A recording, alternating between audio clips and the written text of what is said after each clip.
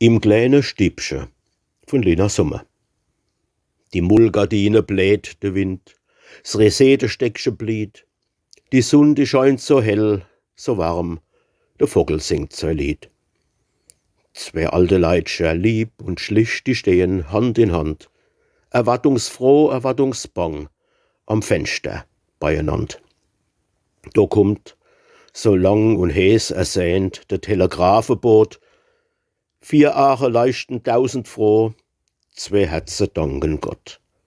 Der neigebackene Großpapa kramt im Komödie rum, holt längst vergessenes Spielzeug her und schafft so dra herum.